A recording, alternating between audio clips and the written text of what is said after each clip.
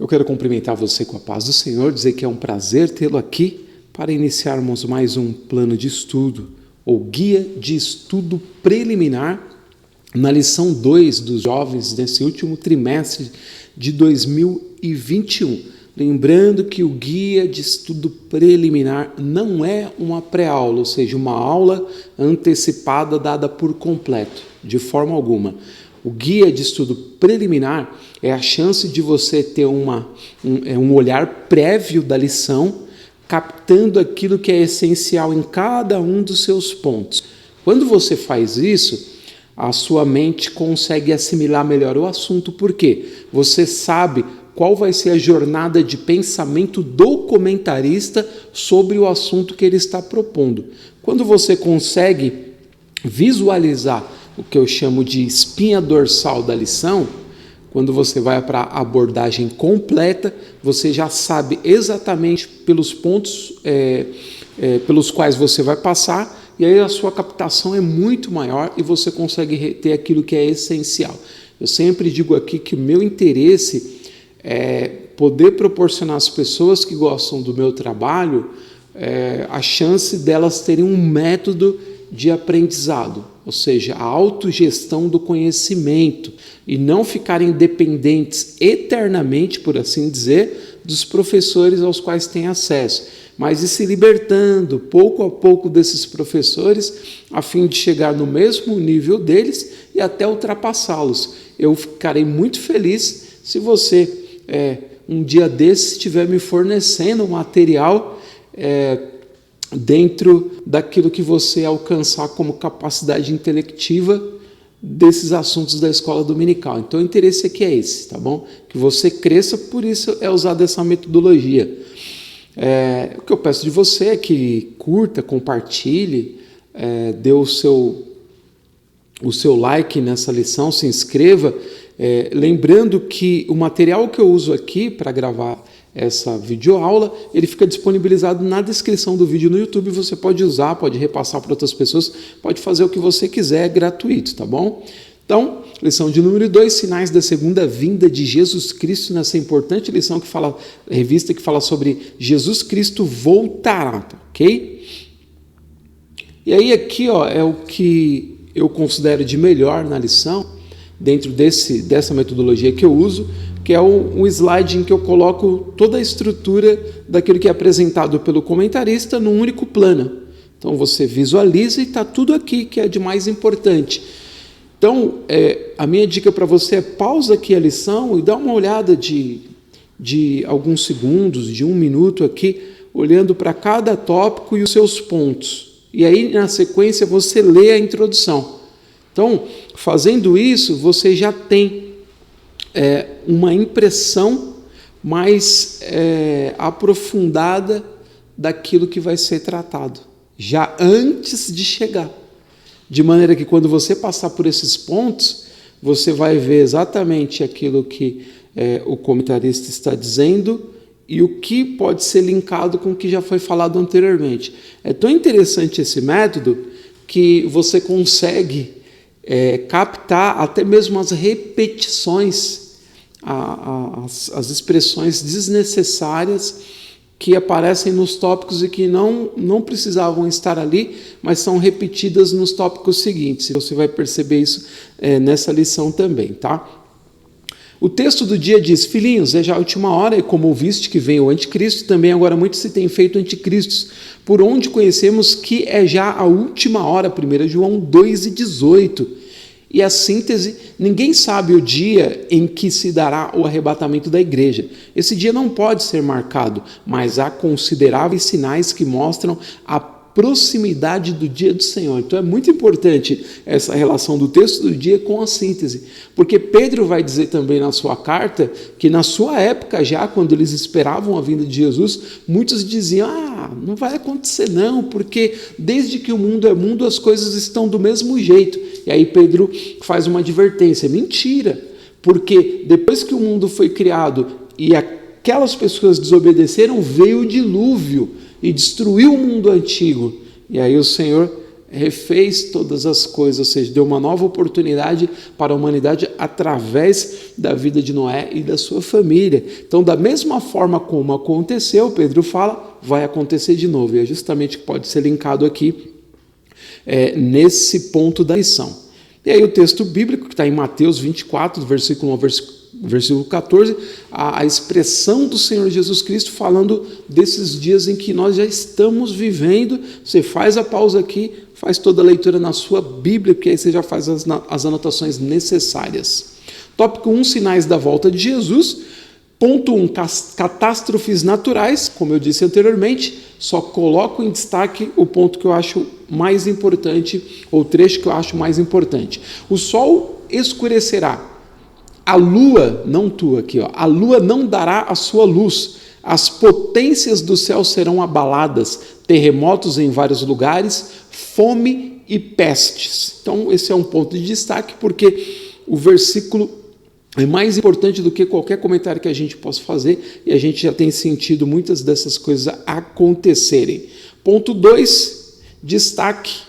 Atualmente, com o aumento do ódio, da maldade, da rebelião, temos visto também guerras e conflitos não somente entre as nações, mas no meio das famílias. Então, é uma forma generalizada de guerras e conflitos que não só tem atingido nação contra nação, mas tem se interiorizado nas famílias, causando grandes prejuízos para a nação, porque quando a família é desestruturada, quem perde com isso é o país inteiro.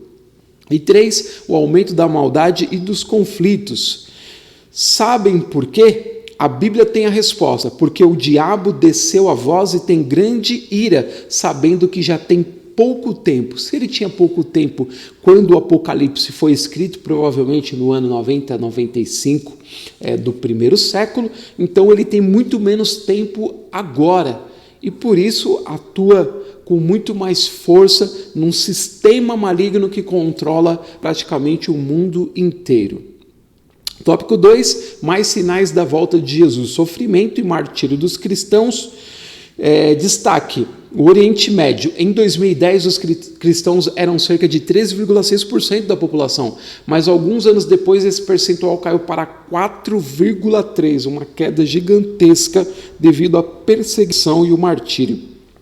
Segundo destaque, segundo dados de algumas agências de notícias, no ano de 2013, 100 mil cristãos foram mortos por causa de sua fé, em diferentes partes do mundo. E terceiro destaque, no ano de 2018, a morte de cristãos por perseguição religiosa aumentou 40% no mundo, e em 2020, 350 milhões de cristãos foram perseguidos em diferentes continentes. Então a pesquisa vai até 2018, mas nós sabemos que hoje, atualmente, nós sofremos vários tipos de perseguição no mundo inteiro e tentam nos calar, até mesmo redes sociais têm moderado, até uma expressão que eu vi, as pessoas dando glória a Deus nos seus posts e sendo ameaçadas de bloqueio por isso. Então, até os algoritmos das redes sociais estão nos perseguindo. Então, isso é muito complicado,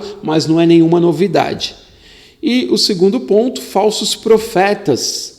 Em nosso século, vários homens já afirmaram ser Jesus Cristo ou seu profeta e atraíram muitos seguidores, e tem até os cristos aí que estão por aí, né, os falsos cristos que estão vivos nos nossos dias, se dizendo ser o nosso Senhor, quando na verdade são falsários. E 3, o esfriamento do amor. Jesus disse que por se multiplicar a iniquidade, o amor de muitos se esfriará, e é o que a gente tem visto, não precisa nem de muita interpretação, porque as pessoas têm perdido a sua fé, a crença no ser humano principalmente, né, e nesse sentido o amor vai se esfriando na vida de muitas pessoas. Fala, não quero saber de nada não, porque é tanta maldade, é tanta gente ruim, que eu não quero mais saber de ajudar ninguém, não quero mais saber de estar próximo de ninguém, e as pessoas vão criando aversão e ranço aos seus semelhantes por causa da iniquidade, e tem muita gente má nesse mundo hoje, gente fazendo atrocidades terríveis com seres humanos, com animais, com a natureza, e isso esfria naturalmente o amor das pessoas. A gente vai para o tópico 3, Jesus fala a respeito da vigilância, sempre alertas, ponto 1. Trecho de destaque, a primeira ação mencionada no texto de Marcos 13:33 é olhar, do grego blepo, que significa perceber ou estar de sobreaviso, ou seja, estar vigilante, tem que estar olhando em todo momento. Eu costumo dizer para as pessoas que o estar vigilante não é o estar vigilante que as pessoas falam para nós na igreja assim, vigia, irmão, vigia, vigia, vigia. Não, o estar vigilante é estar ativo na obra do Senhor, é reconhecer que você tem uma missão, que você está comissionado, e quando você está embalado, ativo, você está naturalmente vigilante, como uma pessoa, um marceneiro, por exemplo, que ele é mandado construir um móvel.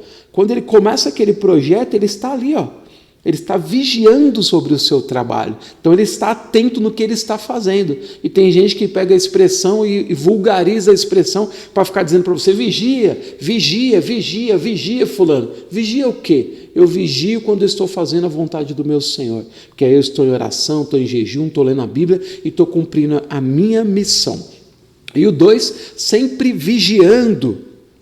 A segunda ação mencionada por Jesus em Marcos 13:33 é vigiar, do grego agrupneu, o qual pode ser traduzido também como estar ou permanecer acordado, estar atento. E o 3, sempre em oração.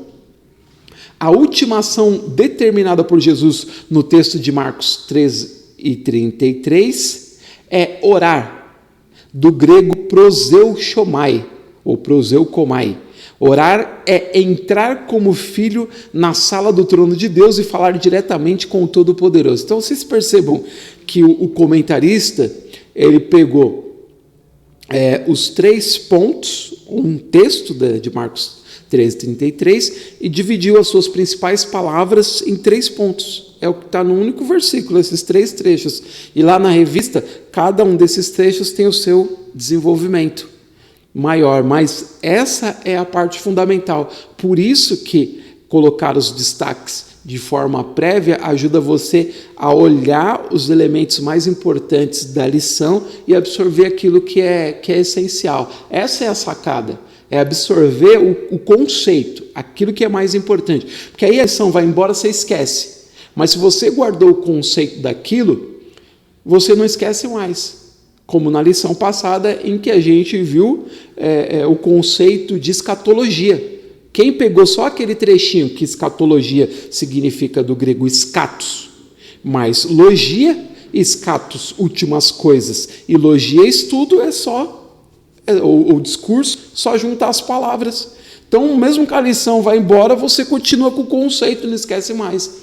Essa é a sacada para você absorver a lição, guardar aquilo que é essencial, porque ninguém guarda a lição inteira, a não ser que repita ela dezenas de vezes, mas quem guarda o conceito, guarda o que é mais importante, ok? Dessa forma, a gente chega à conclusão, o Senhor Jesus prometeu estar conosco todos os dias em que vivermos aqui na terra, até a consumação dos séculos, Mateus 28:20. No arrebatamento da igreja estaremos para sempre com o Senhor. Nossa comunhão com Ele será total e completa e o veremos como Ele é. Glória a Deus. Os sinais são alertas divinos para não ficarmos aqui quando a trombeta de Deus soar e Jesus vier buscar a sua noiva. Tá? Então esse alerta também não é para você ficar em desespero, falar, cuidado, Jesus vai voltar. Não.